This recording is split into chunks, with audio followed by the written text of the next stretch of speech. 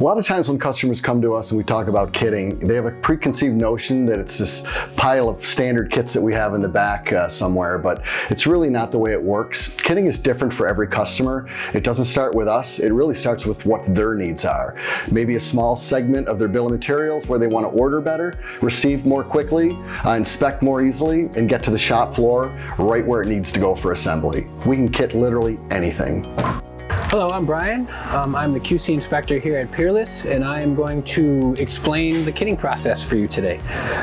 All right, so the first thing that we do is receive the product in.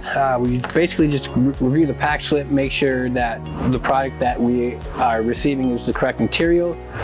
Once we determine that's all set, we basically send all these materials to inspection. Once we get the proper documentation, I will pass these parts through inspection, and then from there, each part has a heat number, which I will mark on our serialized kit doc, which is basically like the overall playbook of our kits. It kind of outlines every part and what the requirements are. We will etch parts with the kit and the actual part number if there is enough room to etch. If not, we basically put them in bags with the same information on a tag.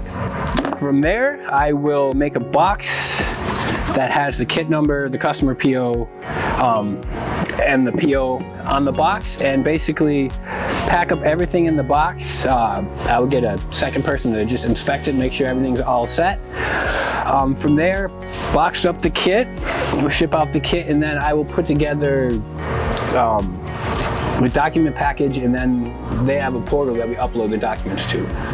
So this sheet goes in the actual, they get a physical copy in the kit, and then they'll also have an electronic copy on file in their portal.